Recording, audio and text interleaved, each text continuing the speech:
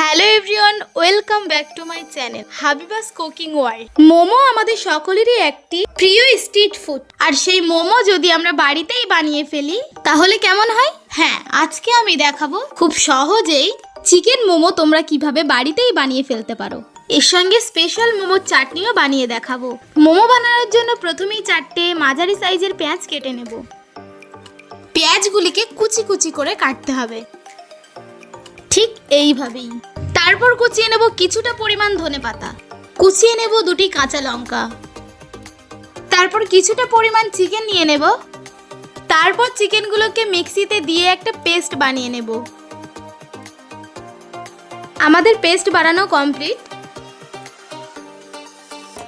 এবার এর মধ্যে দিয়ে দেব কোচানো পেঁয়াজ, দিয়ে দেব কাঁচা লঙ্কা কুচি, ধনেপাতা কুচি, 2 চামচ পরিমাণ লবণ, 1 চামচ পরিমাণ গোলমরিচের গুঁড়ো, 1/2 চামচ পরিমাণ জিরের গুঁড়ো, 1/2 চামচ পরিমাণ ধনের গুঁড়ো, 1.5 চামচ পরিমাণ লেবুর রস, 2 চামচ পরিমাণ সয়া সস দিয়ে সবগুলিকে ভালোভাবে হাত দিয়ে মাখিয়ে নেব। আমার মাখানো হয়ে গেছে। এবার আমরা নিয়ে নেব একটা পাত্রে 2 বাটি পরিমাণ ময়দা, এর মধ্যে দিয়ে দেবো 1 চামচ পরিমাণ লবণ। এবার একটু হাত দিয়ে মিক্স করে নেব। এবার অল্প অল্প করে জল দিয়ে ভালো করে মেখে নিতে হবে।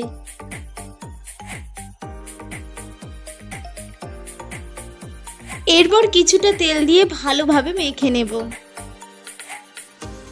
ডোটি যেন বেশি শক্তও না হয়, নরমও না হয়।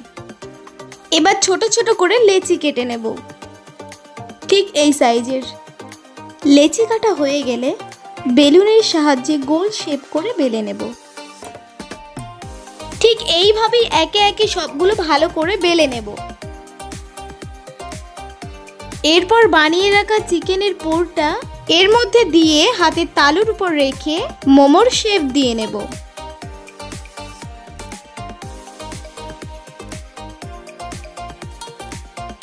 আমি এই শেপটা দিলাম, তোমরা চাইলে নিজেদের ইচ্ছা মতো শেপ দিতে পারো। আমার সবগুলো শেপ দেওয়া কমপ্লিট হয়ে গেছে। এবার গ্যাসে একটি পাত্র বসিয়ে তাতে বেশ খানিকটা জল দিয়ে দেব।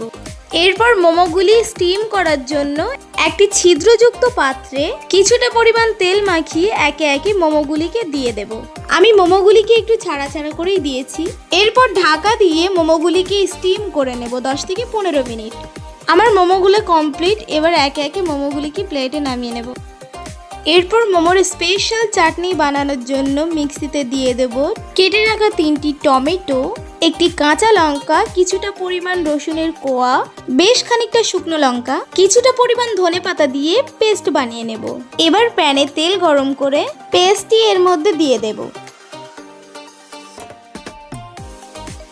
একটু নেড়ে চেড়ে দিয়ে দেব 1 চামচ পরিমাণ চিনি, কিছুটা পরিমাণ সয়া সস।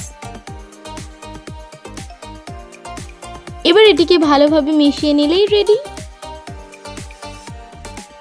দেখুন মোমোগুলো দেখতে কতটা সুন্দর হয়েছে।